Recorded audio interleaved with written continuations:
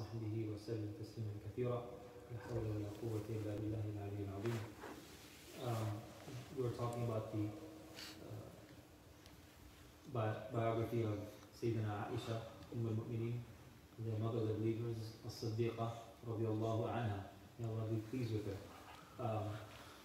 They had very interesting moments between her and the Prophet ﷺ.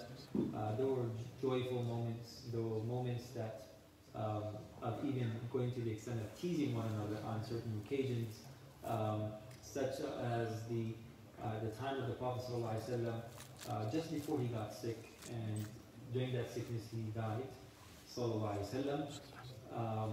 Aisha, she recalls a conversation that she had with the Messenger ﷺ, that one day he came home and she was saying, "Wa ra'sa," that I have such a pain in my head, I had a real severe headache, and she was kind of saying that I might even die from that, and I might die.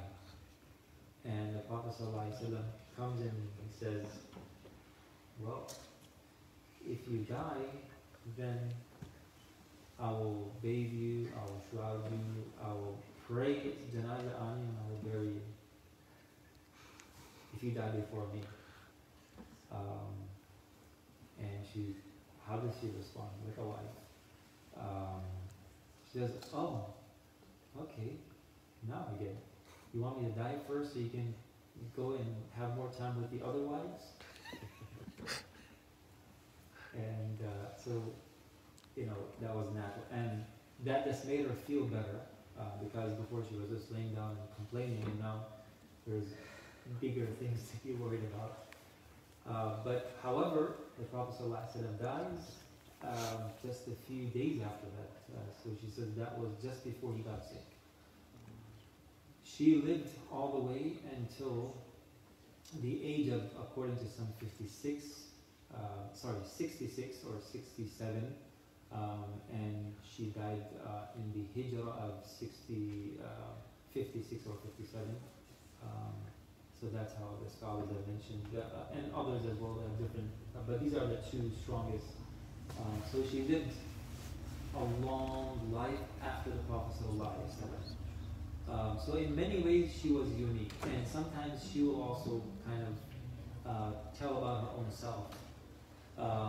And one of the things that she mentioned is that I'm the only wife of the Prophet ﷺ whose both parents are Sahabi, they accepted Islam, and they are from the Muhajirun.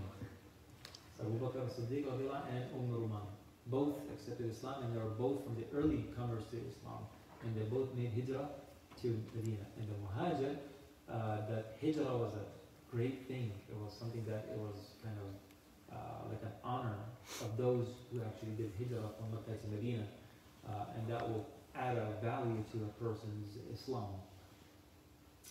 The scholars say that Abu Bakr and his family, the family of Siddiq radiallahu anhu, is the only family that has 4 generations Sahabi.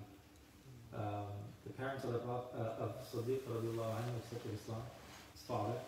And the story is very interesting that Abu Bakr was present and his father came, Abu Quhafa, and I was asking who was other than Uthman. So his name was Uthman. Abu Bakr's father, Uthman. It was Uthman ibn Affan, and then also the father of Abu Bakr radiallahu anhu, Uthman. He accepted Islam, and Abu Bakr was so happy, and then he started crying. And then he said to the Prophet ﷺ, "I'm so happy and I'm crying, not because of the happiness, but I'm sad." And the Prophet ﷺ said, "Why?" He said that, "I wish instead of my father, it was your uncle that accepted Islam. That would have made you even more happy than the Islam of my parents." Like even that's why he was a Siddiq. How could a person think about that at that moment? The joy that a person has at that moment, conversion and thinking about the Prophet, even at that moment. At every moment, his life was like that. He was a true lover, So that was one thing. his father is a Siddiq and she's a Siddiqa. Um, the revelation, most of the revelation that happened in the homes of the Prophet ﷺ, even the Sahaba had experienced that and they had witnessed it. And Aisha said that the most of the revelation that ever came in any of the houses of the Prophet ﷺ was my house. Most of the revelation used to come when the Prophet ﷺ was there in my home. The other thing that she mentions is that many of the verses of the Quran were revealed because of me, especially the tayammum. And more in particular, the hadith of ifk, when the slandered her chastity and they said things and Allah subhanahu wa ta'ala tested the believers. لا تحسبوه شرا لكم بل هو خير لكم. Don't think that it was evil, there is good in it. And the good that came out of it is that Allah now, and the people and the Prophet and others came to know that who is a true believer and who is a hypocrite. Because the hypocrites is that, oh, got it. That was their chance. And they came out. The truth of them that they were hiding inside, it came out. So that's how Allah separated the good from the bad. From many good things that came out of it. But the best thing is that for 1400 years, and Allah knows how long, every time people will be reciting these verses that show that she was innocent. Her innocence is revealed in the Quran in many, many verses, and you won't find that for anybody else. There are others in other verses in the Quran that talk about the innocence of some other people, like the 3 people who didn't go in the expedition when it became an obligation, and so on and so forth. But this bara'ah that came for Aisha radiallahu anha, it was very, very unique. And it really troubled the Prophet ﷺ and the family members. And, you know, the Prophet ﷺ was very sad, and he would go on and on asking people, he would even ask his other wives, that what do you say about Aisha? And it's a whole story that inshallah maybe some other time we can go over it. There's a lot of lessons that we can learn from it. The witness of that the revelation used to come a lot when the Prophet ﷺ was with Aisha, is that the Prophet ﷺ, when he was at his home at one point, she was not in her state of tahara. She was not in a state of cleanliness. She was on the periods, and the Prophet ﷺ came in, and the Prophet ﷺ was feeling cold, and he wanted to feel some warmth, so they didn't have a lot of blankets or heat to put on. And she took the Prophet ﷺ and hugged the Prophet ﷺ and laid the Prophet ﷺ's head in her lap.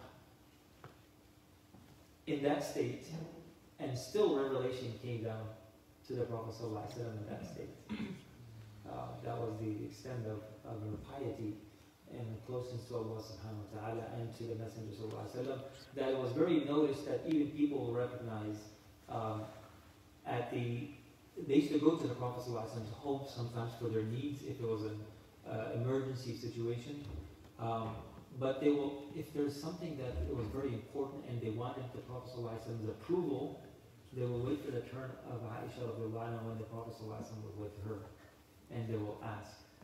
And if nothing worked, they will go to the most beloved of the beloved, Fatima radiallahu anha, and they will say, why don't you go talk to your father while the father is with Aisha radiallahu anha? And sometimes they will both argue because their homes, as the chamber of the Prophet ﷺ was buried, that was Aisha's home. Right behind it, it was Fatima radiallahu anha's home, and they had a window on each side, and sometimes they will talk to each other. They were very close in age, so they got along very well. And one time they were arguing that who's more beloved to the Prophet, to the Prophet, the Messenger of God. And Fatima says, I'm her daughter, I'm a piece of him. And that's what the Prophet said, sallallahu alaihi wasallam, that she is a piece of me. It pleases me what pleases her, and it makes me feel at discomfort, if anything is at discomfort of her. And she went on and on of all of the things, and Aisha said, "Radiallahu anha, well, that's in the world. In the next, in Jannah, the wife and husband will be together. So I will be with the Prophet, and you're going to be with Ali." And then she started to cry, and she said, "Wow, I'm not going to be on the same level." And then, humility and being humble is also at the same time is very important. That she went and kissed her head, her forehead, and she said, "I am nothing. I wish that I was a hair of your head. I wish that I was one hair of your head. That's my value." It's very interesting the way how they had their being humble and also knowing your place. So she knew how, and they both understood that. And there's also a story I mentioned before, both of them asking, "Who's more beloved to you?" And the Prophet ﷺ kind of answered that Fatima is more beloved to me, but Aisha is also very close to me, the closest to me, kind of, he put it in that way. So he had love for both of them, but in different accounts. And from that lesson, we learned that we have to give everybody's due, especially our family. Wife, and then you have your father or your mother on one hand. You have to love both of them, but they have to be from a separate account. You can't put all of them in one account and say, "Okay, I'm gonna just put it over here." Where sometimes you have like 3 accounts where you can switch, funds from one to another. You can't do that. You have to kind of use from that same account for that person. And that's how the Prophet ﷺ cut a very interesting balance. Of the other things that she was very unique about, that she was, of course, the only virgin that the Prophet ﷺ married. And the scholars say that why the Prophet ﷺ gave her more attention, it was very obvious. The Sahaba knew that, right, from the story we just heard. It was very obvious. Why did he do that? Wasn't he kind of not being equal? So the scholars have given many answers, and the best answer that I found is that the Prophet ﷺ knew that she was the youngest, and she had no previous marriage, and she has never experienced. And to marry someone for the first time, it's different than someone who already has a previous marriage. And some of them had very successful marriages and very loving and caring. And some of them had 2 or 3 marriages before coming to the Prophet ﷺ. So the Prophet ﷺ gave more attention because she never had any previous experience. And plus, she was much younger. So these are a few unique things about Aisha radiallahu anha, although there are so many others. As I stated in the beginning, the 2 main characteristics of her are very unique, is that she kind of touches a lot about family issues, about family life, and she narrates sometimes very specific incidents and scenarios where she had with the Prophet ﷺ in her house. And secondly, she was one of the people who narrated the most ahadith. And in the beginning, last week I mentioned that the younger people were those who actually carried on, especially when it comes to knowledge and taking it to the next generation. Most of them were the younger Sahaba, the younger ones. For the